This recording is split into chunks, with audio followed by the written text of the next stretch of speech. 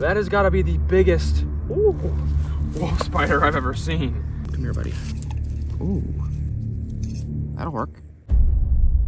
The longleaf pine forests of Central Florida are some of the most biodiverse habitat in the world, home to tons of strange and incredible creatures. I'm Spencer Hoffman, and I'm in this habitat with my good friend and fellow wildlife educator, Zachary Gray, on the hunt for some incredible secrets of the natural world, including the incredibly rare red widow. But not too surprising in extremely biodiverse habitat, when flipping over logs, you can come across some really awesome creatures. There's nothing there.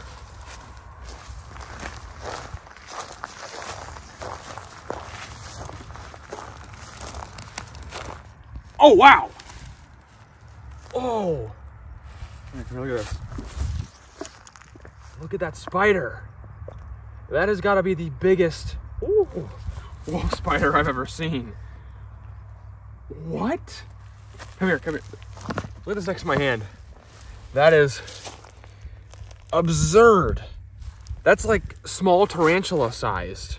It's still pretty chilly, and for Florida, this is cold. So this spider is likely not super warmed up. Come here, buddy. Come here, buddy. Ooh, that'll work. That'll work. Look at the size of this spider in my hand.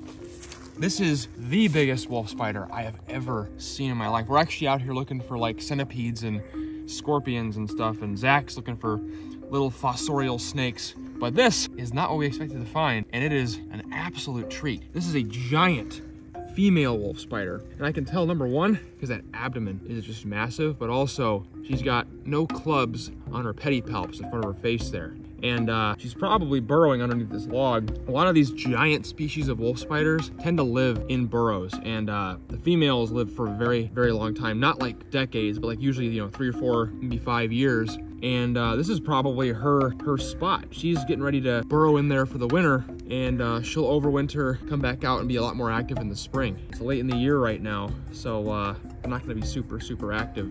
And honestly, right now, you can see right here, she's completely calm. You know, usually a wolf spider initially will, like, you know, be jumping away and fleeing.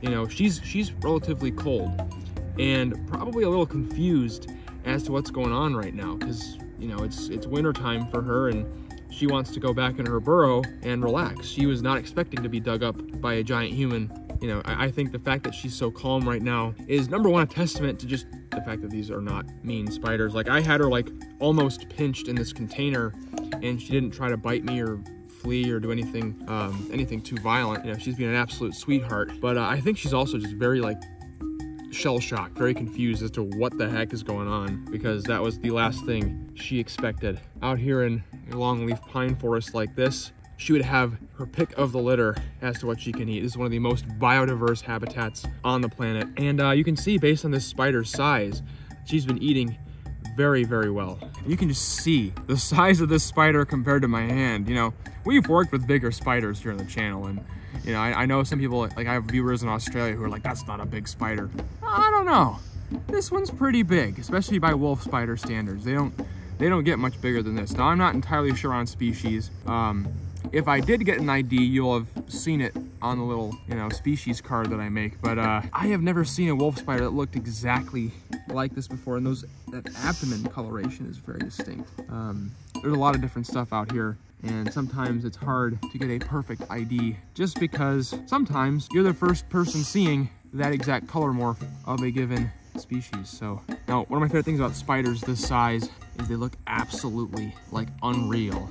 You know, as she's kind of moving here, she's not doing a lot of like fast, crazy motion. Those joints where her legs meet her cephalothorax, or prosoma, if you're using the actual anatomical term, they look almost like little mechanical joints. And I always compare these things to, like, you know, I'm always surprised they're like actually living organisms, because the way that a lot of big wolf spiders and fishing spiders move, they almost look like clockwork or something. They're like little tiny robots living out here. And I always love the way wolf spider faces look. They're just so cute. They have those little bitty eyes in the middle of their face, and those big old chelicerae where their fangs are.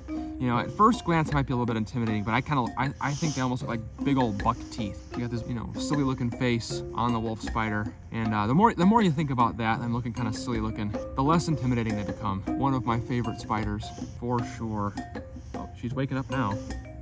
That is awesome. Absolute treat here in Florida. And hopefully, while we're down here, we'll get some even more special, awesome spiders. Now, giant wolf spiders aren't the only incredibly misunderstood arachnid that Florida has to offer. Last time Zach and I were down here, we actually came across some bark scorpions, which might be even more feared than spiders. If you want to see if those animals are actually dangerous, check out this video right here. Hope to see you there, but until next time, don't forget to get outside and find your own adventure.